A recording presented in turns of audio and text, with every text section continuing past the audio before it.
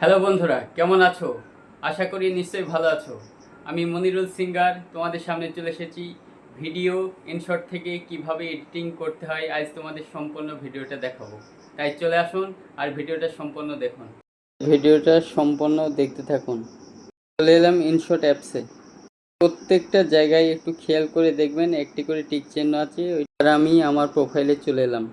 Profile থেকে যে ভিডিওটা এডিটিং করব সেই ভিডিওতে ক্লিক করে দিলাম। ভিডিওটা চালিয়ে দেখছি কিন্তু এখানে গান বাজছে না, তাই কি করলাম, তাই চলে গেলাম আবার সেই গ্যালারিতে গিয়ে দেখলাম আমার স্ক্রিনশট ভিডিও আমি ডাউনলোড করেছিলাম। তাই সেখান থেকে আমার সেই স্ক্রিনশট ভিডিও আমি সেই গানের ভিডিওটা এখানে নিয়ে এলাম।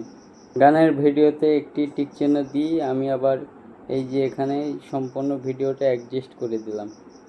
অ্যাডজাস্ট করার পর দেখছি তবু গান বাজছে না, কারণ এখানে স্ক্রিনশটের ভিডিও একটু বাড়তি ছিল। সেই ভিডিওটা আমি এখান থেকে কেটে দিলাম, কেটে আবার টেনে এক জায়গায় করে দিলাম।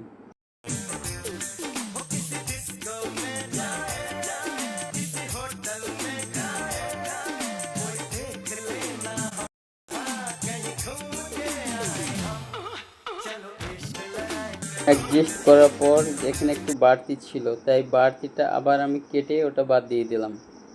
বাদ দেওয়ার পর তখন আমি ভিডিওটা আবার সম্পূর্ণ সামনে এগিয়ে নিয়ে এলাম।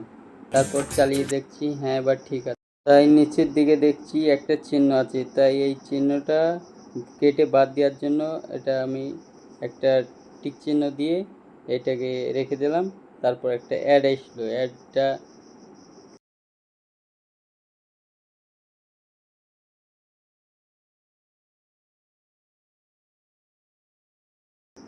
সম্পূর্ণ দেখতে থাকুন ভিডিওটা কিভাবে আমি করছি।